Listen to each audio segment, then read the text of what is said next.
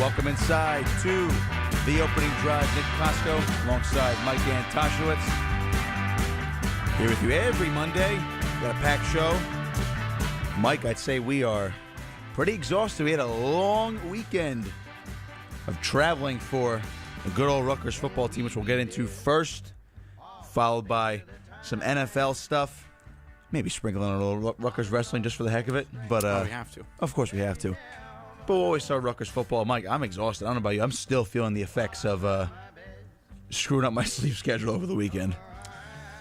I think I'm more emotionally exhausted than anything else. I mean, that has a lot to do with it. There's a flurry of expectations and emotions and, shortcomings. It was all over the map. Well, shortcomings, I would say, is definitely where we can lead it off with today, and that's with Rutgers football, considering they dropped their third game of the season, now 1-3, 0-1 in the Big Ten. Chris Ash still searching for that first victory in conference as head coach here on the Banks.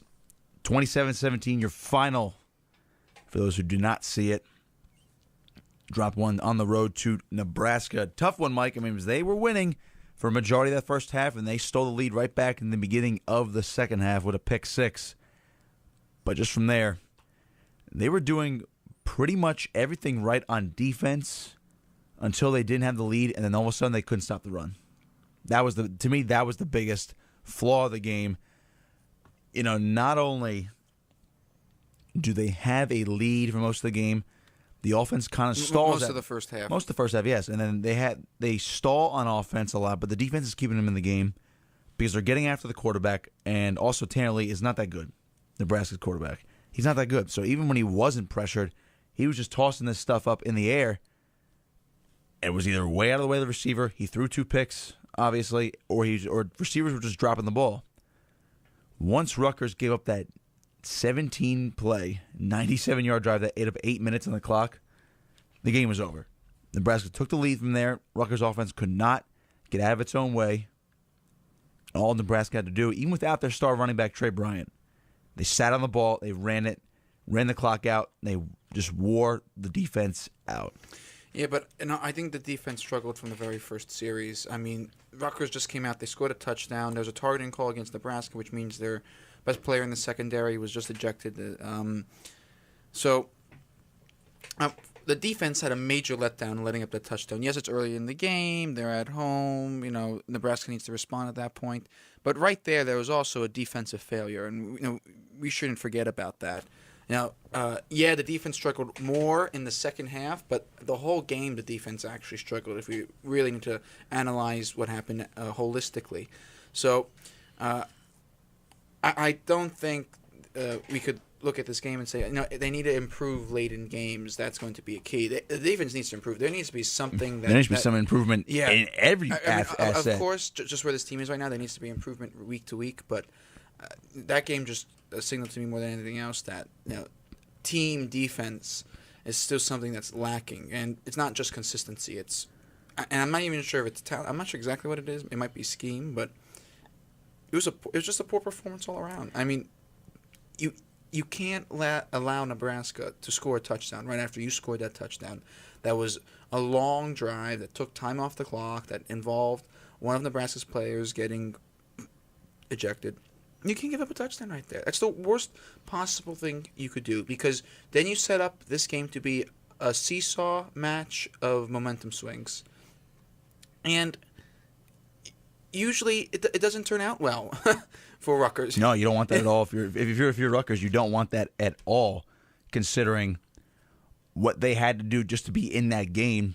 Because you can say a lot of people picked Rutgers to possibly pull off that upset on Saturday because of Nebraska basically reeling as a program. Their athletic director was fired earlier last week. Mike Riley seems to be on the hot seat because there's Nebraska playing absolutely poorly. But it's still in Nebraska. That's still a quality program. And Rutgers needed to play not a perfect, I would say close to a perfect game they needed to play. And they were just too far from it. And you mentioned, we were talking about this run game, Mike, which was the run defense was atrocious for Rutgers. They gave up nearly 200 yards rushing. I think that's why they lost the game, because the one time-consuming drive for Nebraska killed the whole momentum of the game, and then they just sat on the ball after that. And here's what Chris Ash had to say after the game about that run game. We struggled to stop the run, especially in the second half. We wore out up front.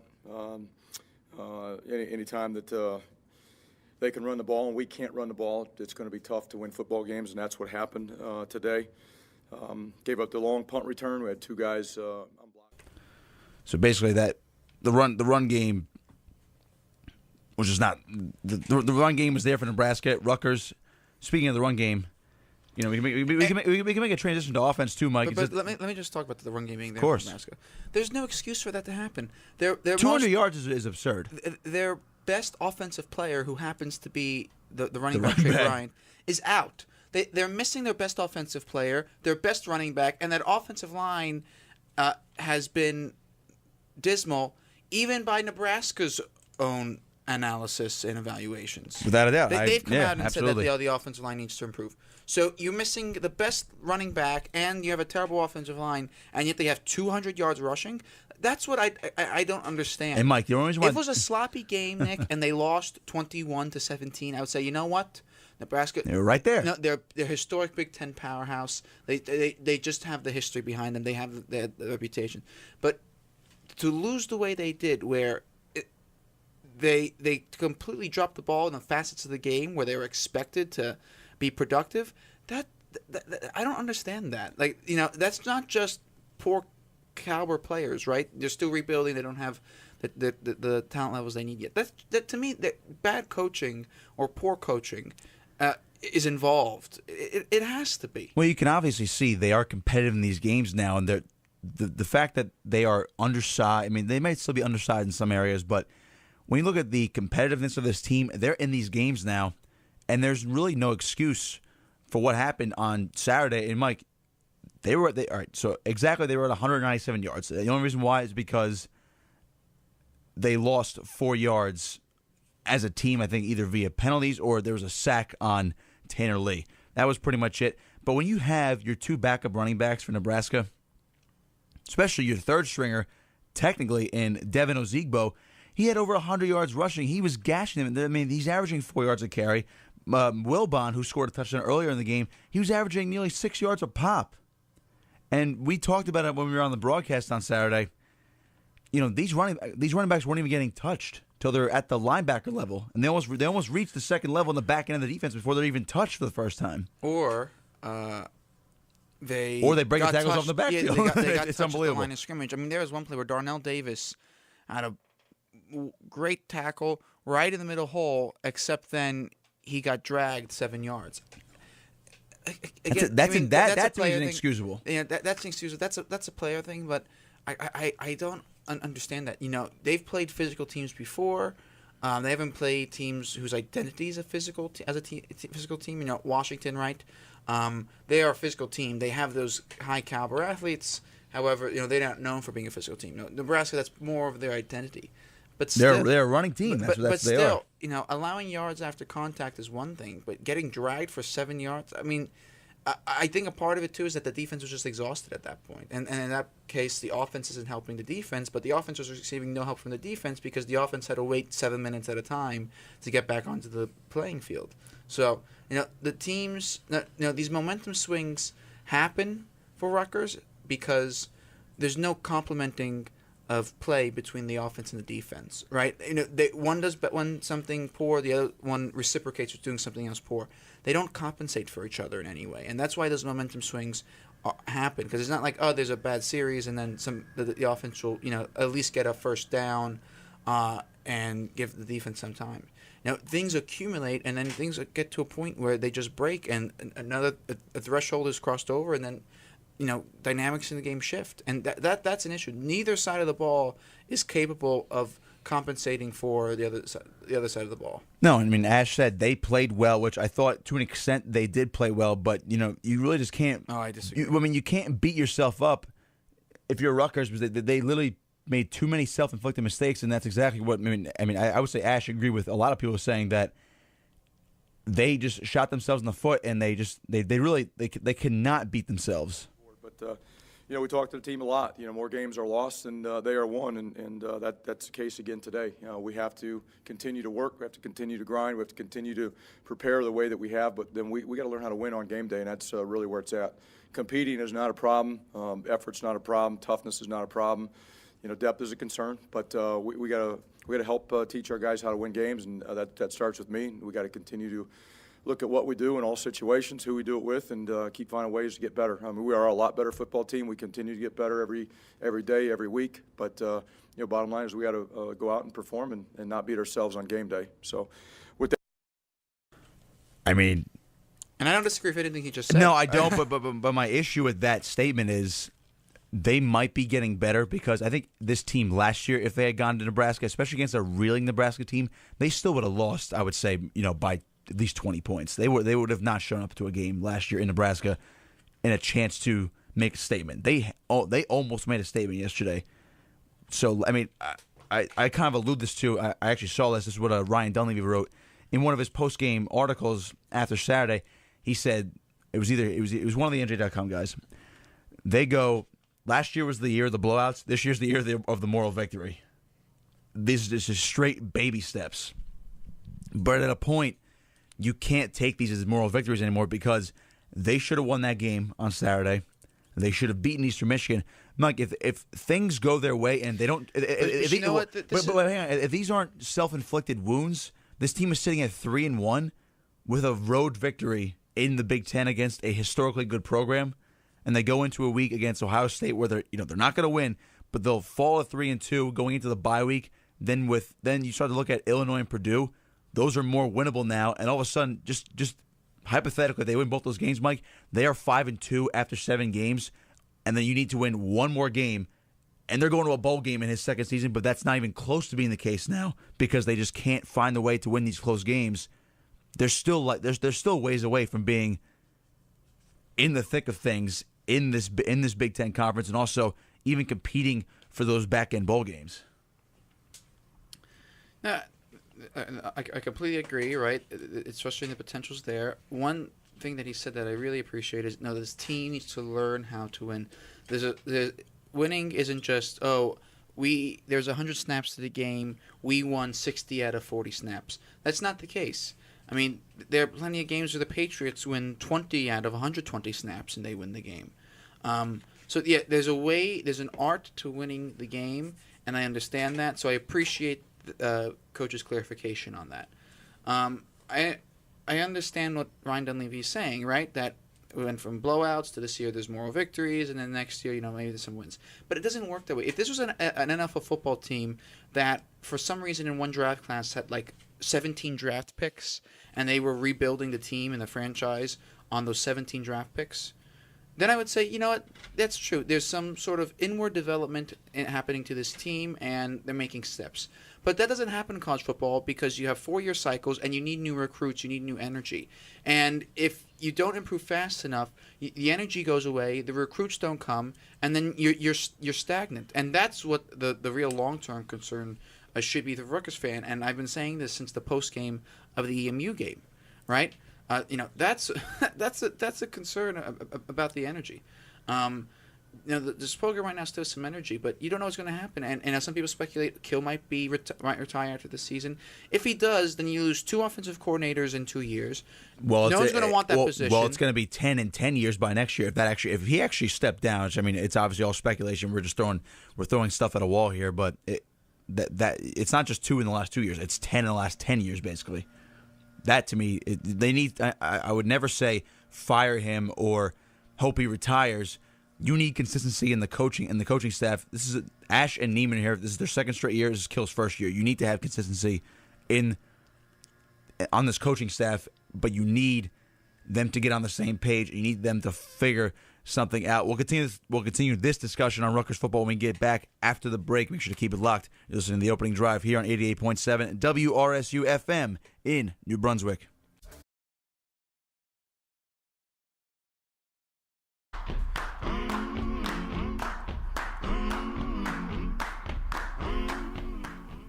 Welcome back inside to The Opening Drive. Nick Kosko alongside Mike Antosiewicz.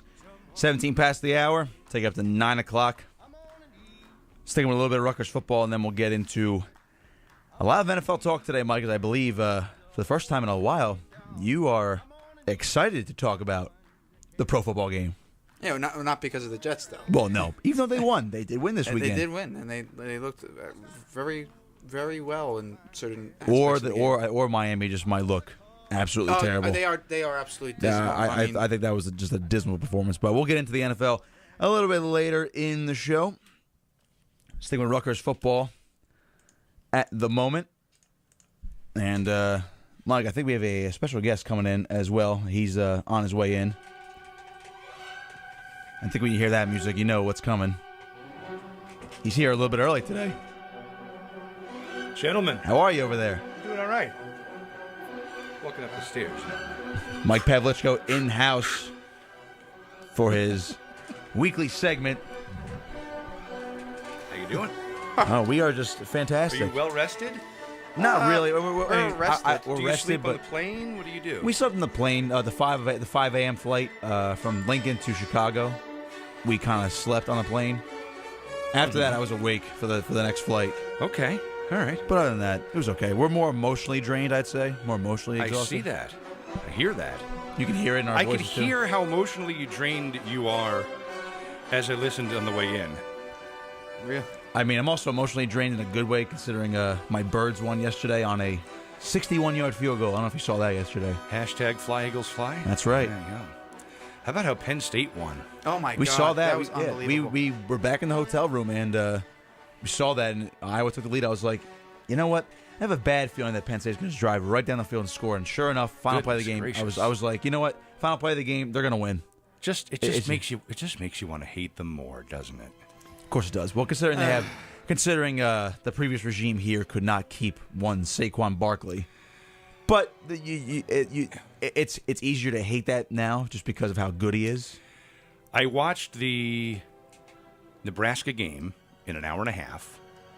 That's right. You taped it, didn't you? It was my mother's birthday. Happy belated Mother's We went Day. out to dinner. Very nice. Thank you. I put the phone on airplane mode. I don't want to hear from anybody. I want to watch this game. I watched it in about an hour and a half. Here's the thing. I think that game, all the things, there were mistakes, and mistakes are going to be made, and other teams are going to score touchdowns. You had a bad snap where Bolin... Well, that killed a drive. I don't know if you guys had a monitor or you could see from 9,000 feet up where you are. But we had the TV broadcast on in our makeshift booth up there. He wasn't ready. The center snapped it when it that was the backup center. Miehady was in there, and we're still trying to figure out why he was in there that long. That's going to bring me to one point. Okay, you had a bad penalty on Kai Hester. Yeah, you got a goal line stand. That was during the long drive. You got a goal line stand. Number one, it extended it a couple more plays. Number two, you could have held them. They scored a touchdown there. You could have held them to a field goal, maybe. When you say it's a bad penalty, that's deflating. It shouldn't have been a penalty, or is it he committed? I'm just saying. I don't know. He committed a bonehead move. Yeah, I mean, I'm just saying you had a. Let's put it this way: you had a back-breaking penalty. Yes. Whether it was a bad call or a bad action by the player. Well, if there's no penalty, they tie the game at bare minimum. Well, that's what I'm just saying. Maximum, they tie the game. That's what I'm saying. That is deflating to where it kind of turns it tide. Didn't you also lose Bless Austin? Yeah, and probably for the season. Okay. We don't know yet. That could be for the season. You had the bad snap. You had the kick return, the punt return for the touchdown, or almost for a touchdown. After that should have been pinned down. She had a couple it was a great punt, actually. Right. So you had by the way, beautiful catch. Was that Washington with the catch? Yeah, with the that catch with his feet. The circus catch up his butt, basically. Yes. But all that said, and to go back to that bad snap, there's one word to me right now that says the difference between a team like Rutgers and Nebraska. As bad as Nebraska has been, there's one word and begins with the D. Determination. Depth. Ash did mention that. Chris Ash, when they were in spring camp, and I was in the bubble, he expressed how much depth they had. He even said it to me, off microphone. I says, how you looking? You got some new players? He goes, yeah. He goes, we got to improve the depth. And that's the problem. This team doesn't have the depth, particularly up front. And when you don't have the depth up front, you get tired, you get worn down, you give up long drives. When the other team's offensive line is able to create holes, it makes it that much more difficult now for your linebackers and your secondary to make tackles. You hope that maybe they get bumped a little bit by the defensive line, if not stopped, and slowed down a little bit. It's very difficult to make an open field tackle. So in my opinion, the problems with the defense, linebacker, secondary, allowing these guys extra yardage and getting dragged 7 yards, is your depth up front. And same thing on your offensive line. Very thin. It's one thing to have very good frontline players, your A team. Okay, and if you notice, in the beginning of the game, in the first half and through that early third quarter, they're playing Nebraska even. Why? Because they've got those guys in. But now when it starts to get late in the game, you're gassed. And when your next level guy, if you want to go on a scale to 10, goes from a 10 or a 9 to a 5, and Nebraska's goes from a 10 to a 9 to an 8, that to me is the difference. When Nebraska can roll in 2 guys on the offense, when they can play 10, 11 guys on the offensive line, and Rutgers can't because guys 6 through 10 and 11 are that much more of a drop-off, that's the big thing to me. And that's the thing that takes a couple of years, because let's be honest, this team under Kyle Flood didn't have the depth to compete in the American Athletic Conference.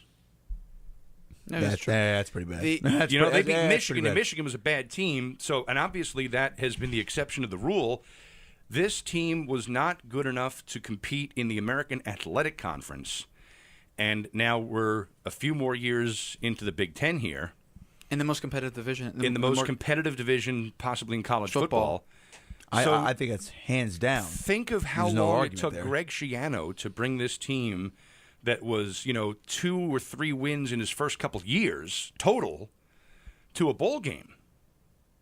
Think of how long that took. They needed to change the culture, needed to change the strength and conditioning. To me, now that you brought that up, the big thing with me, at least, in these comparisons from Ash to Schiano, I get there's similarities, but in my mind, it is entirely different just because of the competitiveness of where they were placed. Schiano was dealing with a Big East that was losing teams like Miami, and the Big East just got progressively worse. Right, but there's still quality teams. But Rutgers wasn't good enough to be in the Big East. Well, Rutgers wasn't good. It was like a 1AA team. Well, of course, I understand. They were losing to Villanova. Yeah, I mean that's twice. That's obviously a fair point. But when you look at the jump now, right, going from the end of the Big East / the American Athletic Conference, right, you're jumping to the Big Ten. Right, you're dealing with programs that are way more historically good than teams like Miami or Virginia Tech. So you're saying it's tougher now? It's way tougher now. It's not even close considering the Big Ten compared to, let's say, the Big East of the early 2000s. The size is still way much more in favor of the Big Ten. But you're dealing with teams like Penn State, historically great.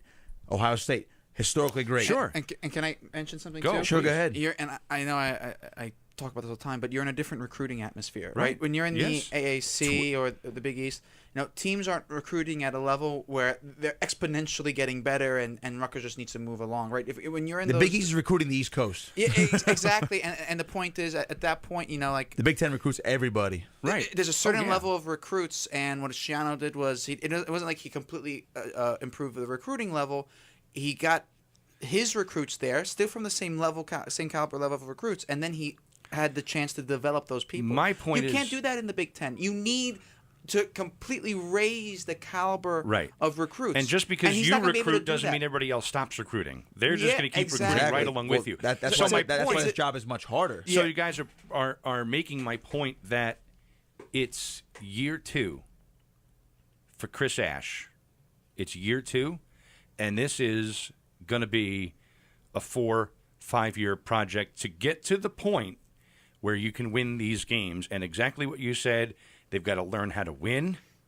It's one thing to learn how to play football and score touchdowns and kick field goals and tackle and play up front, but it takes longer to learn how to win. This team has not won yet. They've won 3 games under Chris Ash now.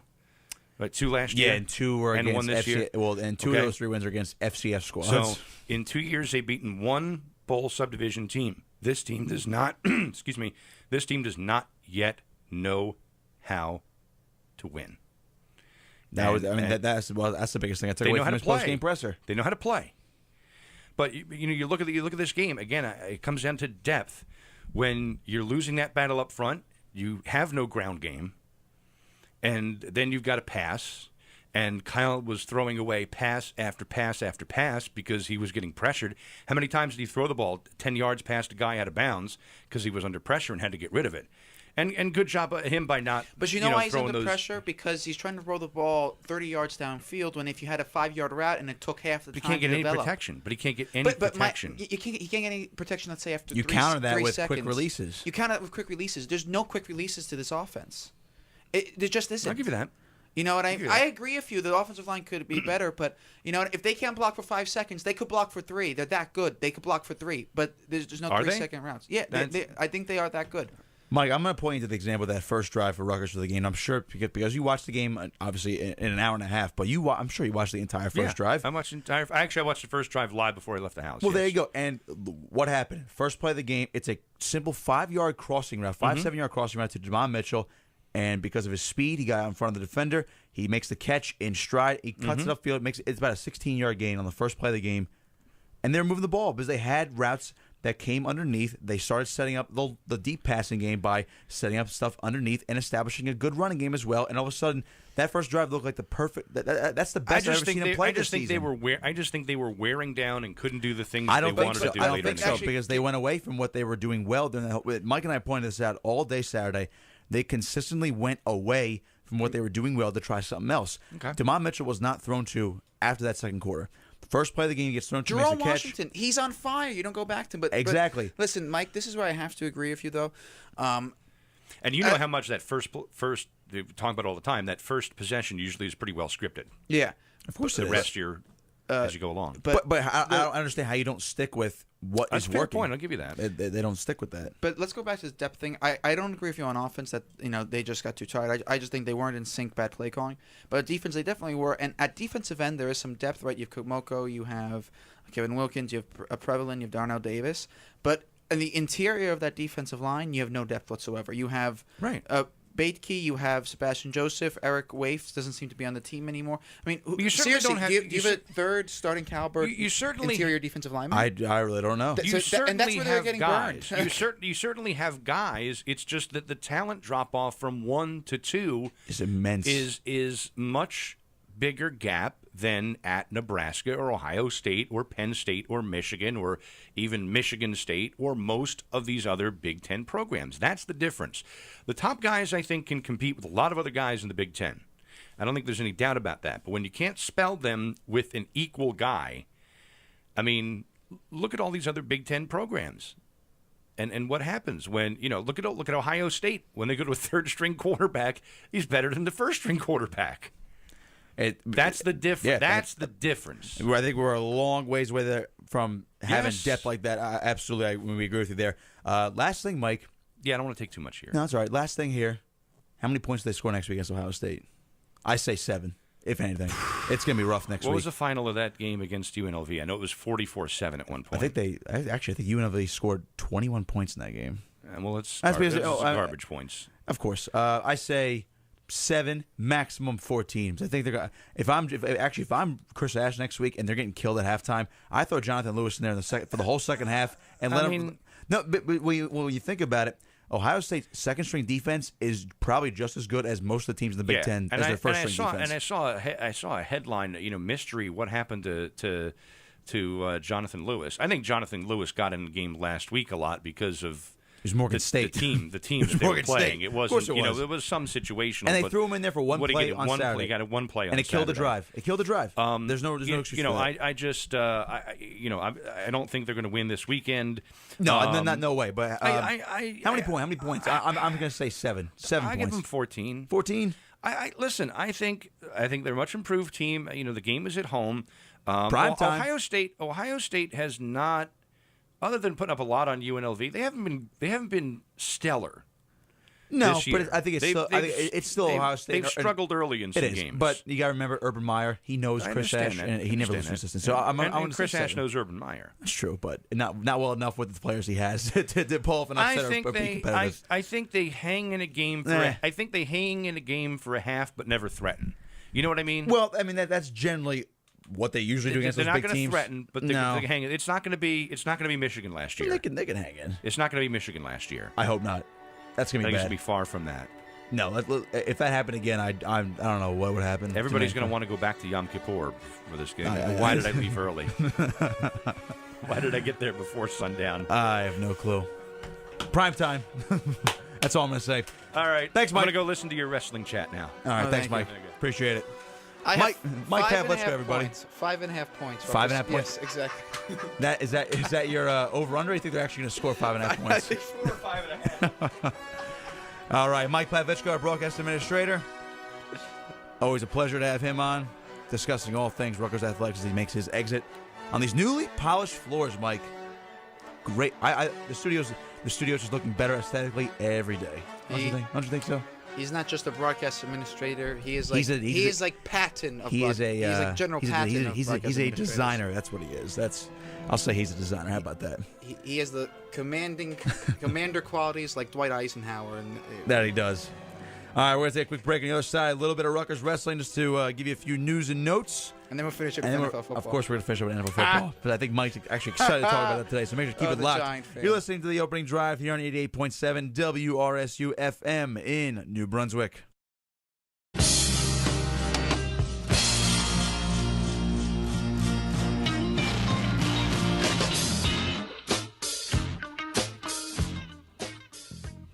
Welcome back inside to the opening drive. Nick Kosko alongside Mike Antosiewicz. 8:36. Take up to 9 o'clock. Talk a little Rutgers Wrestling, Mike, and not too much to talk about them quite today, so we'll keep it kind of short. Although, I mean, we could find something really small and just expand it into 2 hours if we really wanted to. Absolutely. Of course we could. Well, nothing new, Mike, but now that we are almost in October, I guess we could start talking about that first match on November 4th at Yankee Stadium. That's going to be the big debut for this Rutgers Wrestling team this season. And, when you talk about that, Anthony Ashnault not going to be there due to the injury. But there's going to be a debut of someone else, and that's Nick Suriano. So that's something to look forward to if you're a Rutgers Wrestling fan. I think one thing we have not touched upon too often so far in these first couple weeks is the return of Richie Lewis. And there was a nice little piece written about him on, I believe it was Scarlet Report. Did a little feature on him. And, Richie Lewis had the injury last year. He was supposed to be gone after last season, but because he had the injury, he took a red shirt. Very wisely, I would say. And it seems like he's taking an Anthony Ashnault approach in where he's dealing with an injury and he's recovered and he's training, but he's not worried about the actual training anymore because he knows what to do to be great. They're both worried about competing and how they're going to last and perform when the lights are on. And I think I like that new mentality out of especially these two guys that they're easily, Ashnault should be an All-American for the fourth time. Richard Lewis is an All-American contender, possibly even a national finalist possibility. I think you got to like the mentality out of both of them saying, we know how to train. We train hard every day. We're worried about how we're going to look when the lights are on and when we have to beat somebody else other than our practice partner. I like that mentality. I really do. I think that's a good approach to take for both these guys, considering it's their last season. I think what's wonderful about the energy from this Rutgers team right now, Rutgers Wrestling team, specify, is that there's just like professionalism to it. Like we know what we need to do. We need to know that we need to go out there. We need to know what needs to be accomplished in order for us to be a winning team. And Suriano, I think, echoed this. And we're not afraid to go out there and do it. You know what I mean? Like there's hype. We don't feel any hype. We just go into the room and work, right? Like there's this track in place, and they're on the track, right? It doesn't seem like they're trying to figure out what's next, what they have to do, what I need to improve. No, like Soriano, I think, outlined this perfectly, right? Like, we know we need to come in and work today, we need to come in and work tomorrow, and we need to come in and work the day after that. And then when we have a day off, we know we need to watch film, and we need to be thinking about what we're going to do the next day when we're going to be in the room again. I mean, that's what I like about this. It's like there's a self-perpetuating idea behind their improvement this season and their direction this season. And that's something that's really tantalizing. It's something refreshing too, I would say, because I mean, when we have talked to this team and discussed this team over the past 2 seasons, they always talked about preparation and the hard work in the room, and it's kind of like that's second nature at this point because they have, they were thrown into the Big Ten like every other program in the school. You knew there was going to be a competitive imbalance right away, considering the Big Ten is by far the best wrestling conference, and I would say out of the top 25 teams, 9 of them are from the Big Ten. And you look at that, and it's like Rutgers, pretty solid wrestling program, but then you're throwing them into the Big Ten against the big boys. They're going to take their lickings. But then, we saw our sophomore season, our sophomore year, 2015-16, you saw a nice jump, and then last year you saw an even bigger jump, and then this year we're expecting a monumental leap in comparison to where they were in 2014-15 because they're competitive and they've been working just to keep up with these teams, and I think they've worked really hard to a point where they are going to start leaping some of these teams. And we mentioned it, December 8th, come out to the rack. We'll be there. We're broadcasting it live. Rutgers, Iowa, first Big Ten match of the season, or excuse me, first home match of the season technically because they'll be at Yankee Stadium in November. But Iowa comes to town for the first time since 2014-15, and we think they're going to beat them. That is how much this program has jumped in the past few years. And when I go back to my original point about that, this tone of the team that's refreshing now is because they don't talk about the hard work. They talk about, we're working, but we're here to put on a show. We're here to show that Rutgers Wrestling is going to be tops. We're going to be a team to be reckoned with. You're not going to be able to mess with us. That's the message I'm getting from the wrestlers. That's the message I got from Goodell, certainly, even though he kind of, he tries to tone it down and leave it up to the wrestlers to really showcase their ability.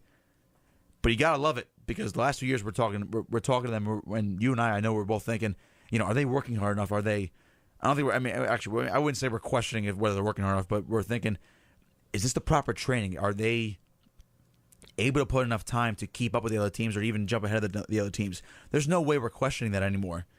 We know they're right there.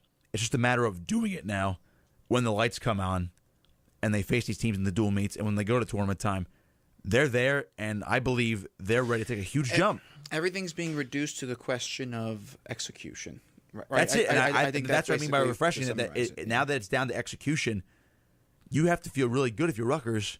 If that's all it comes down to, if you execute, you know you're going to be great this season. That's as simple as that.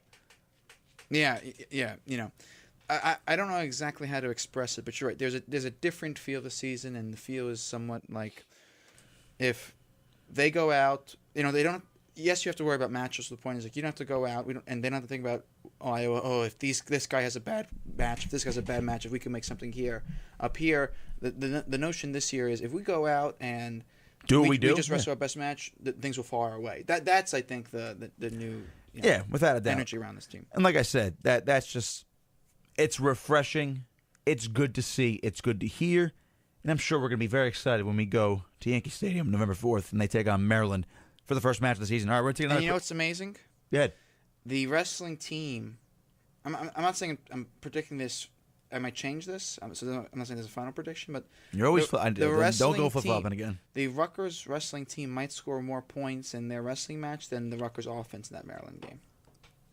It's certainly a possibility. It's a bold prediction, and we'll mark that one down. How about that? And we'll bring it back up. I'm saying in a month and a half time. 7 victories that match. 3. Let's say no pins or majors or anything like that. And there's definitely going to be 21 points. That's 21 points. I don't know if Rutgers. So no, it's a final prediction. It's a final prediction. You're locking it in. You can't change it anymore. I won't change it. All right. the Rutgers Wrestling will score more team points against Maryland than the football team will score against Maryland's football. All right, we'll lock that one down. We're going to take another quick break after that quick little Rutgers Wrestling chat.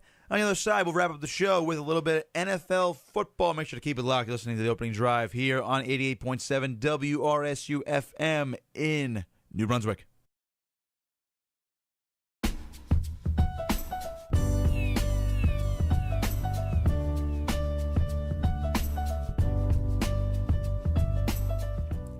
Welcome back inside to the opening drive. Nick Kosko alongside Mike Antosiewicz.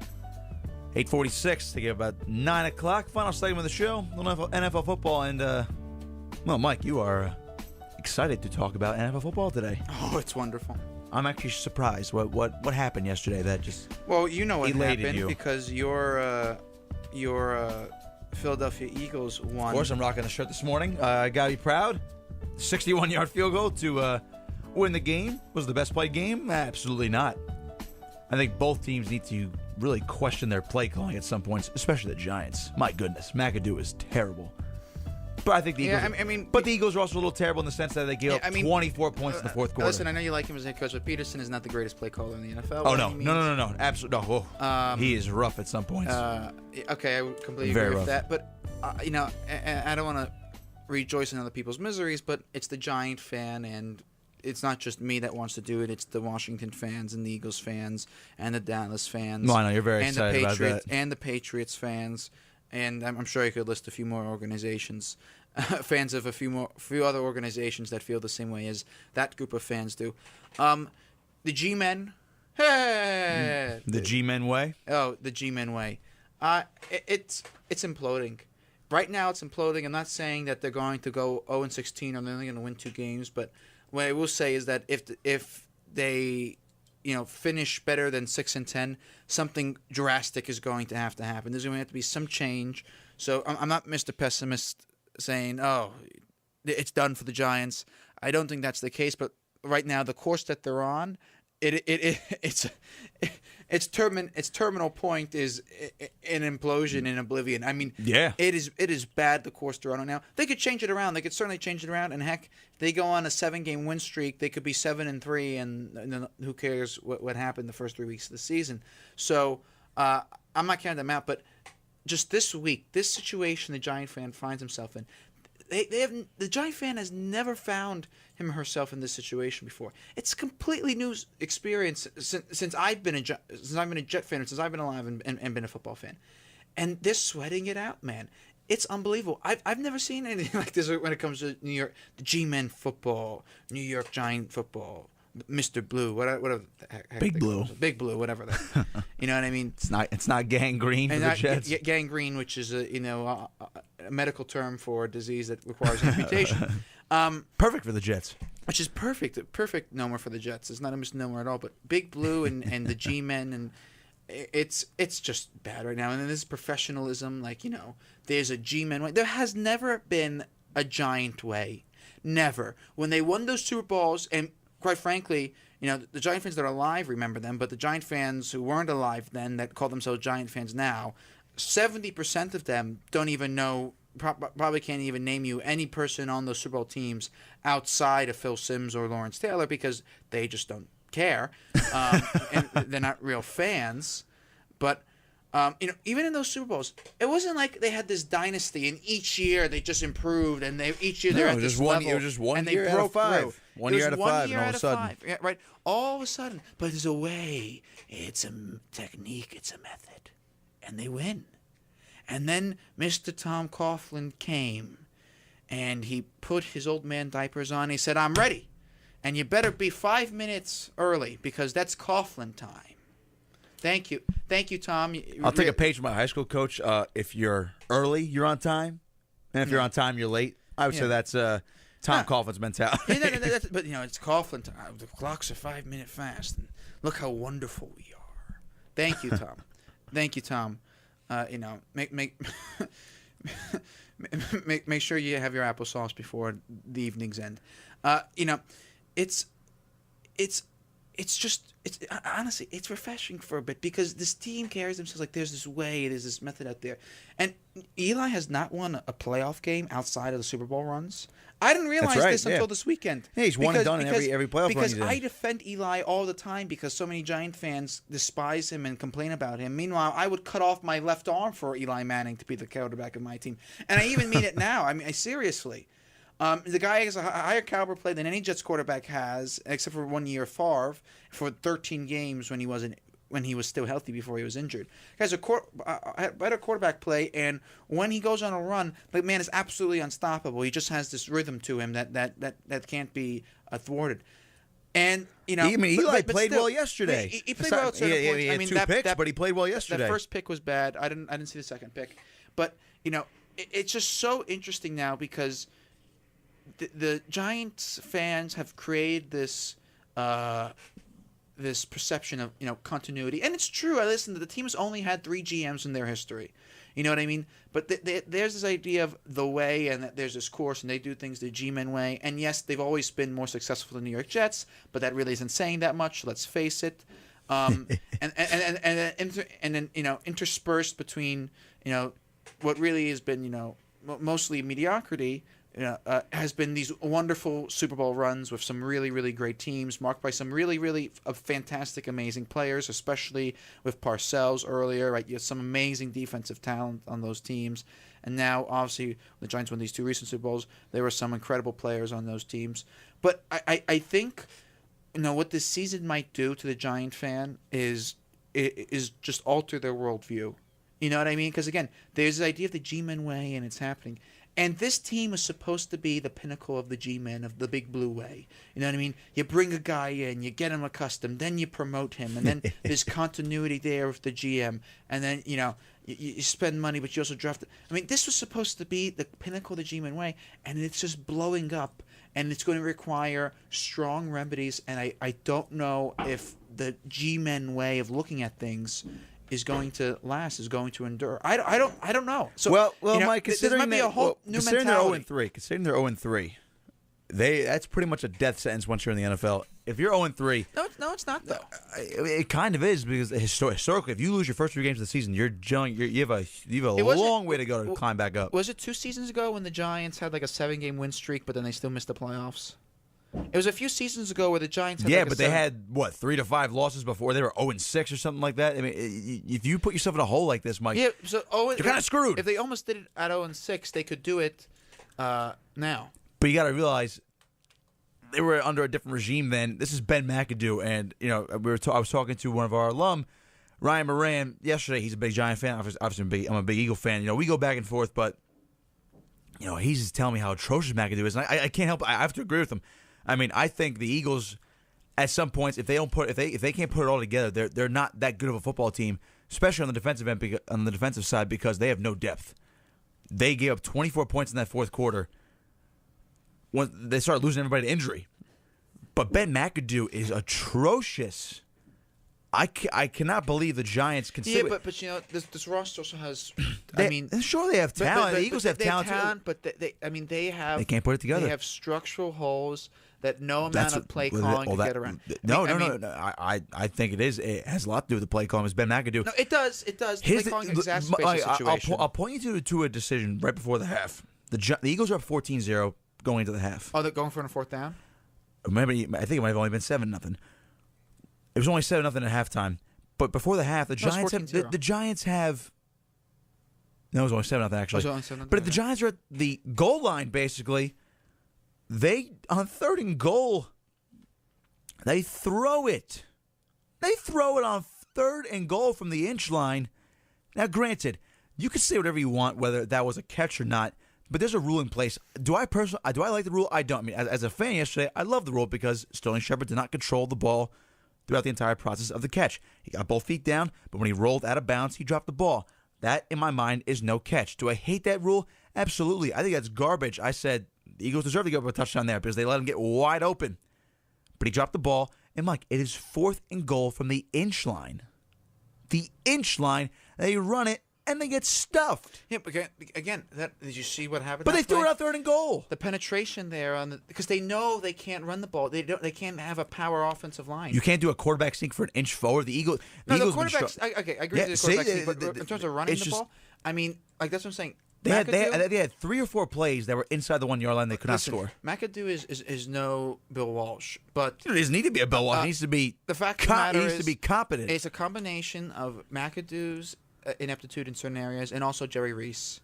Jerry Reese is the luckiest man alive. That Tom Coughlin and Eli Manning have been able to create out of nothing this magical dust that led the Giants to 2 Super Bowls on their own backs. Because if it wasn't for Eli or Coughlin, Jerry Reese would have been an absolute dismal failure as the GM of the New York Giants. Those 2 guys, Coughlin and Eli, yes, I was making a little bit of fun at Coughlin's age before. They're the reasons why. Coughlin, I wouldn't want him as my coach every year in, year out for 10 years because I don't think he's like the most innovative guy in the world. But I think he's a guy that, when he meets certain moments, he thrives. And they were able to get to those certain moments, and then he just carried that team through. Man, I agree with you. So Jerry Reese deserves so much blame here, but the Giant fan so far, I haven't heard that much criticism of Jerry Reese. And again, because this idea of, the G-Man way, we have continuity here, and there was a bad situation with the coach, we'll just get a new.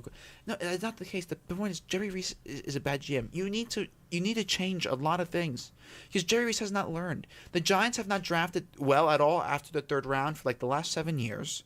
They just have not done a great job of that. And he's trying to build this. You know what they should have done? They shouldn't have gotten Brandon Marshall, and they should have gotten an offensive left guard or a left tackle. Save them. I know Marshall's going to get paid a lot. Or a bigger back like a good old LeGarrette Blount who had a great day for the Eagles yesterday. No, but you don't even need to do that. See, if you could draft well in the 3rd and 4th round, I don't think they can. The Jets have this guy McGuire. He wasn't a high draft pick, but he's being productive so far. The running back. There you go. You could get a guy in the 4th round to be some addition to have for additional service in the running back position, but save the money on Brandon Marshall. I'm not saying get a Pro Bowl left guard, but get a starting caliber left guard. They need a competent left tackle. We're going to get. Because Eric Flowers is terrible. They need to get a tackle. That's what they need. And the idea is like, Eli will put everything all together. In fact, Eli is just not the. He's not the guy. He's older. He's declining. He's declining. He's older, but he's never the guy that's like like Aaron Rodgers. Aaron Rodgers dealt with a lot of Aaron Rodgers bad teams, but he made him better. But for example, Aaron Rodgers on offense from quarterback position reminds me of Rex Ryan from the defense. What does this mean? When Rex was in the Jets, he never really had a complete defense. But what he was able to do is he was able to get mix and match things and put all things together. Same thing with those Green Bay teams. They didn't have a complete offensive line. They had a few good linemen. They had a few wide receivers. They never really had a true tight end. And what he was able to do, Aaron Rodgers, would mix and match pieces together and be very productive. Eli's never been that guy. There's bad planning all over this Giants team.